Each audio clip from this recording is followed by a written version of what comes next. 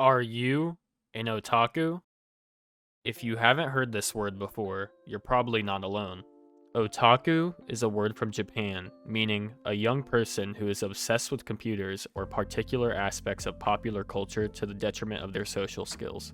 But this word has another meaning: obsession. If you have heard this word before, you probably know it's usually used as a negative word directed towards nerds or people obsessed with Japanese culture. But is it always a bad thing to be otaku?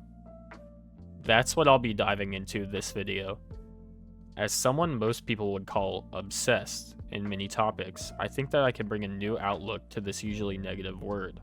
Otaku was originally a Japanese word that meant you, but was later used in an essay written by Akio Nakamori as a slang term for nerds and geeks. If we look back on the original meaning of otaku, it means you, and not just that, but it's an honorific term in the Japanese language. And words that are honorific in the Japanese language are considered very respectful. So, why did I bring this up? Because I think there's more to this word than meets the eye. Now, before we move on, we need to talk about obsession. Trust me, this will matter later. Obsession's dictionary meaning is an idea or thought that continually preoccupies or intrudes on a person's mind. Looking at this definition, does obsession sound bad to you? And no, this isn't a trick question. Does obsession sound bad to you?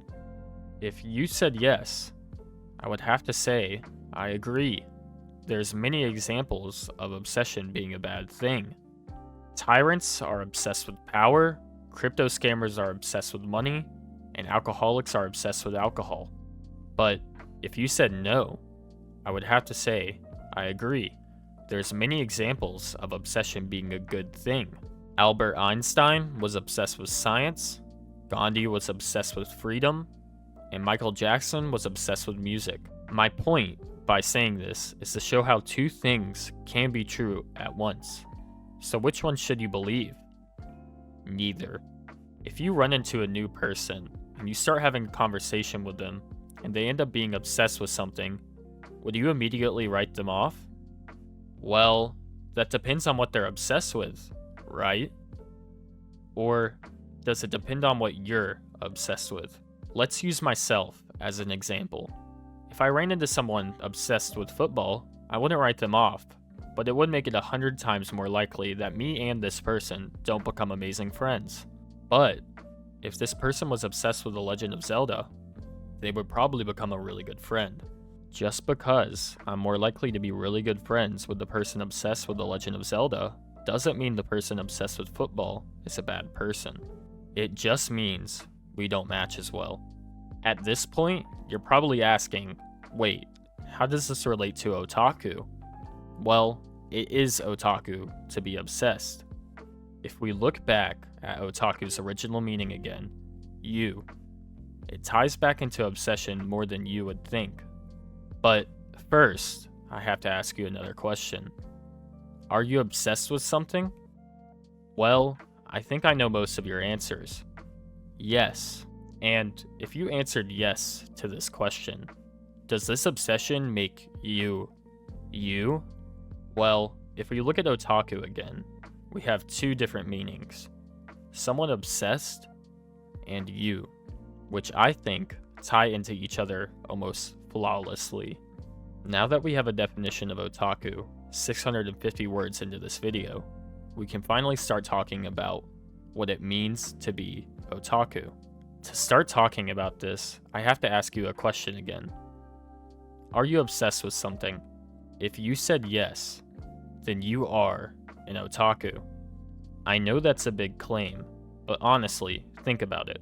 If you're obsessed with something, does that make you an otaku?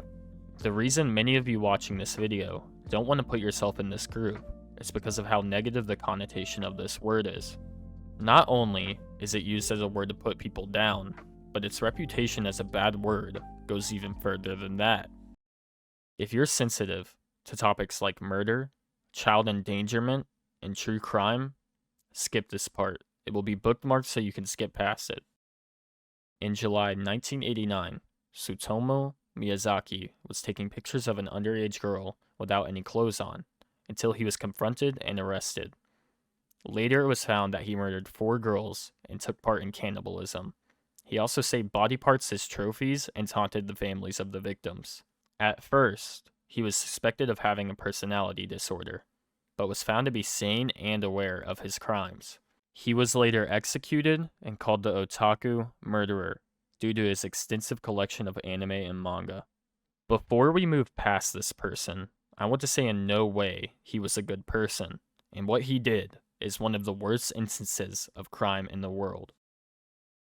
This brought otaku into an even further negative connotation, and led to it being used even more as a way to bully people obsessed with media. The reason I wanted to talk about this story is to show how one story can influence an entire group. How can one bad person make it worse for the thousands of people that just have an obsession with a video game or anime? The groups affected by this word are automatically seen as weirdos and people that shouldn't be talked to unless you're making fun of them. I'm asking you to look in the mirror before you make fun of someone because of what they're obsessed with. Look back at your own obsession and see how you and that person are both otaku. There's been a new anime based on a manga called Dandadan that's recently caught my attention due to its unique storytelling and randomness. Chances are you've seen it, and if you haven't, I highly recommend it. But the show's basic premise is that there's a boy named Kin Takakura and a girl named Momo Ayase. Kin is constantly bullied at school and called otaku over the fact he's obsessed with aliens. It's a bit blown out of proportion, but I think it paints a good picture. I don't want to go into too much without spoiling it, but we end up seeing how an otaku like him can still be a good and strong person, even though that's not how people see him. And this message resonates with me a lot, due to my own past. As someone that didn't have many friends growing up due to my obsessions, I don't want to see it happen to other kids. Throughout elementary school, I was obsessed with video games, especially Nintendo. This obsession led to me being an outcast, but this story has a good outcome. I found people with similar interests as myself every Saturday night at a card shop, which involved trading and playing with Pokemon cards.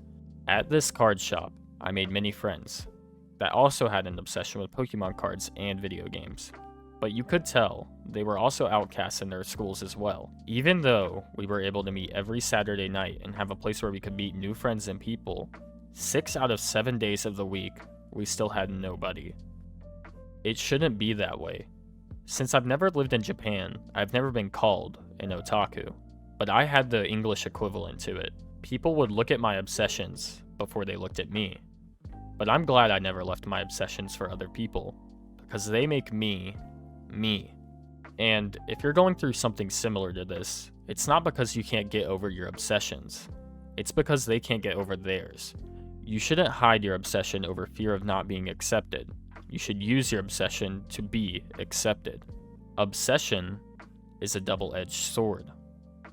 It can create and destroy. It comes down to which edge of the sword you decide to use. After talking about everything so far, I want to ask the main question of this video. What does it mean to be otaku? If you haven't noticed by now, the name of my channel is Otaku. I chose this name because I'm obsessed. There's many things I'm obsessed with, and as I've grown up, I've become happy with the things I am obsessed with. Not ashamed. And I made this video to call you, the viewer, out. You are an otaku. You are obsessed. And that is great. Being obsessed makes you, you. I know that otaku is still going to be used as a way to make fun of people, but if you automatically think of someone as weird because of their obsession, try to put yourself in their shoes. Use your obsession to connect to other people, even if they don't have the same one. If you've ever experienced being singled out because of your obsession, just know you're not alone in being obsessed with something. Everybody is obsessed, even if they realize it or not. In today's world, connecting with people is as easy as it's ever been. If you do feel singled out, chances are there's people on the internet right now connecting over the same obsessions you have. So yes, I am an otaku. But that's all I have to talk about in this video. And if you enjoyed this video, I would really appreciate it if you liked and subscribed so I can keep on making content like this. I'm Otaku, I hope you enjoyed this video, and stay obsessed.